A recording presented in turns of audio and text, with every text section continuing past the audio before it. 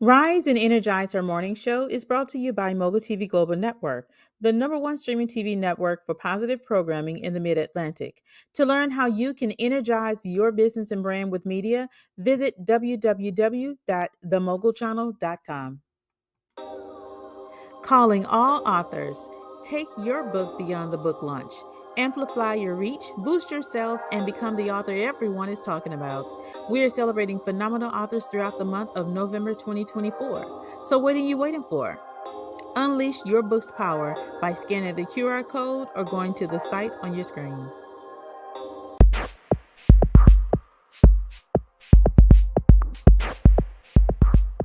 One. Hello, everyone, and welcome to Affirmative Action. No, not affirmative action that is equal to reverse discrimination, but affirmative, heavy on the affirm and action, where we will be highlighting those in the community who are taking great strides and great steps to help our community both in legal and non-legal realms. I am Carleeka Basnight, and today we're going to be talking about and highlighting a young lady by the name of Janae Anderson. Ms. Anderson is an immigration attorney in the Hampton Roads area. Her office is located in Newport News, Virginia. We are highlighting Ms. Anderson today because she has just become the president of the Peninsula Bar Association. The Peninsula Bar Association is an association that was created for African Americans way back many years ago when African American attorneys really were not accepted in the legal community. Ms. Anderson has created a great agenda, new ideas, and new programs to help revitalize the Peninsula Bar Association, as well as help us engage the community, teaching them their rights, teaching them how to engage with the legal system, as well as the justice system. We have ideas and plans to join Jazz for Justice. We will also be doing a Know Your Rights series, as well as coming back into the schools, hosting or partnering with the schools to do rule of law, and even So You're 18. So congratulations to Ms. Janae Anderson, who is now the new president of the Peninsula Bar Association. Also, let me just give you a few words of wisdom. Today is Wednesday. It is the middle of the week. The week is not over, but we're halfway there. So whatever was going on Monday and Tuesday, just know that you got through it. And whatever is to come Thursday and Friday, you will get through that too. So just stay focused, do whatever you need to do to stay grounded, to stay rehearsed, to stay refreshed, and make the rest of your week count. Thank you for joining me on Affirmative Action.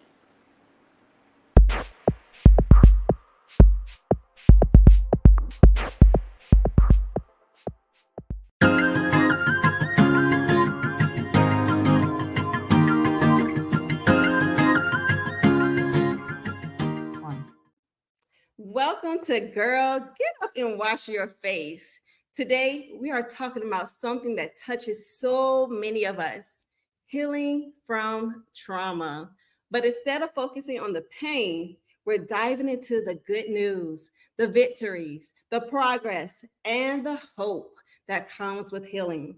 For those of you who don't know me, my name is Dana Watson, aka Dr. Dana, aka Coach Dana W. And I am all about turning your pain into your purpose, using your pain as your secret weapon, because we are no longer being victims to our pain. So I want you to know that trauma does not define you. I want to talk to you about reframing that narrative, writing your story. As an author, I help others to be able to tell their stories from pain to purpose, but most of all, being able to tell those stories of victory. Trauma is a part of our story, but it's not the whole story. Our past pain is a part of us, but it doesn't define who we are or what our future holds. I always leave that in God's hand because God is the one who created us, right? The pain, the struggles, the challenges we face, it helps make us and shape us, and it gives us that aspect of the journey that we're on, but it's not our entire story.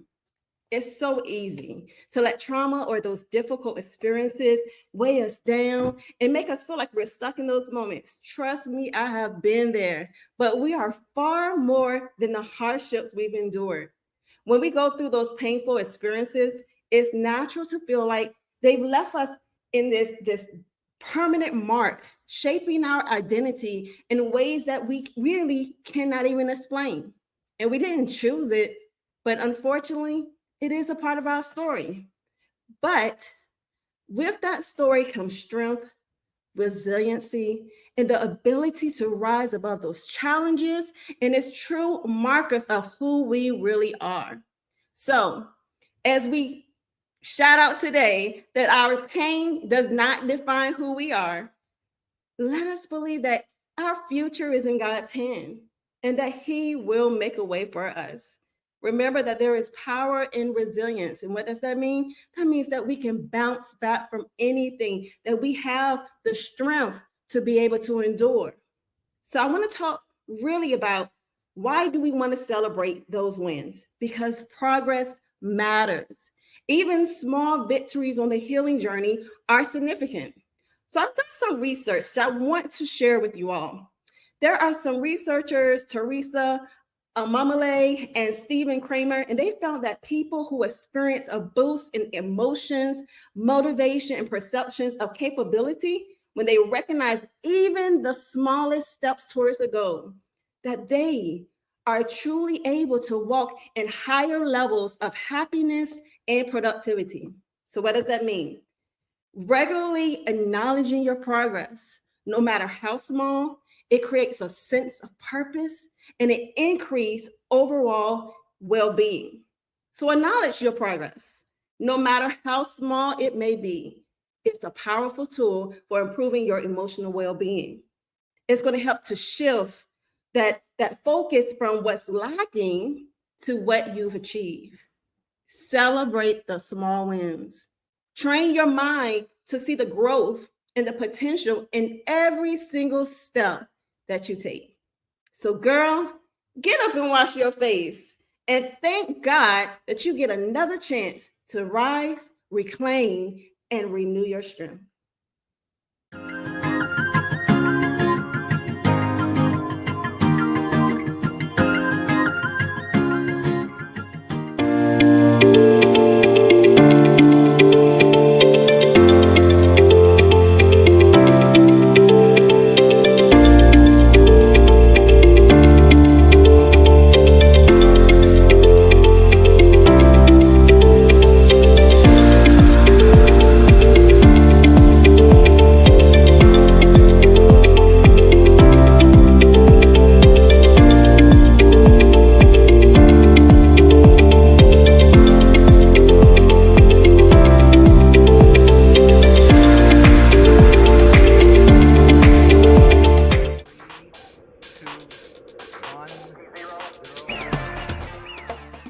Welcome to Healthy Chats. It's your girl, Carleeka Basnight-Menendez. Yes, all of that. And today we're talking about one of my favorite topics in the world. Well, at least one of them.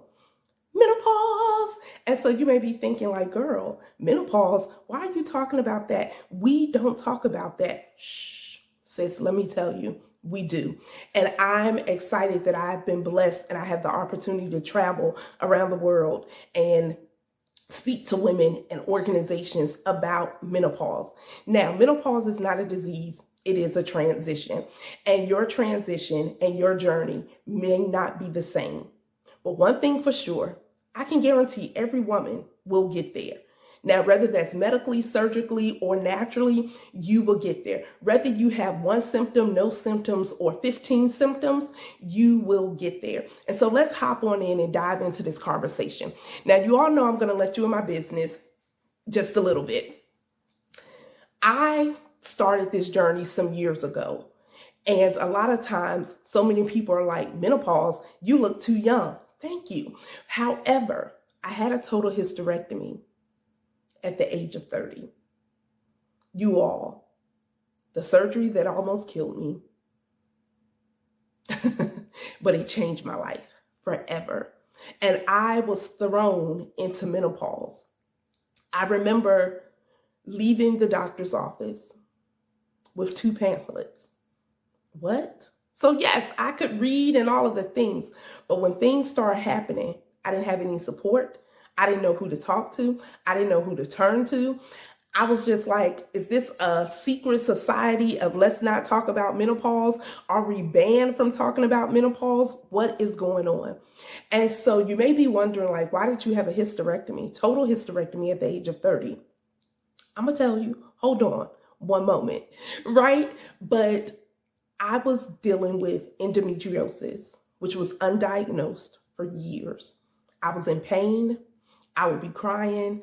I was going back and forth to the doctor's office, paying all these co-pays and fees and all of the things, but leaving with no answers, leaving more confused than when I walked in, knowing that I was in pain. However, I was even told that it was in my head.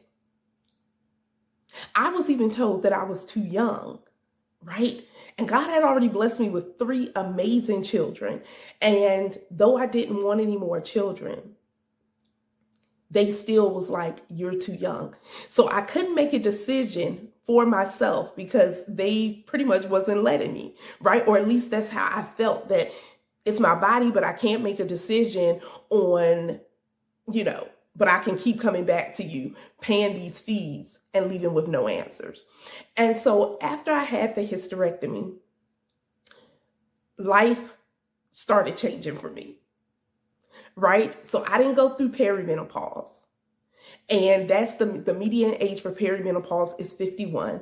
And that is the natural way for going through menopause. And perimenopause can last up to 10 to 12 years. And you'll start seeing different changes in your hormones, in your menstrual cycle, and different things, your mood, potentially, possibly. Everyone's menopausal journey is different. And so for me, surgically, I went in, had the surgery, and literally I was thrown into menopause. And so I remember having my first hot flash, standing in the middle of my living room floor, and I felt like someone had turned on the oven, heaters, blow dryers, any source of heat, and pointed it all to my direction. And I was like, oh my God. I literally felt like I was radiating from my feet to the top of my head. And I started sweating profusely as if I had just ran a 10K. And your girl is not a runner or a track star. So that was not it for me, right? That was not it. But I was like, what is going on?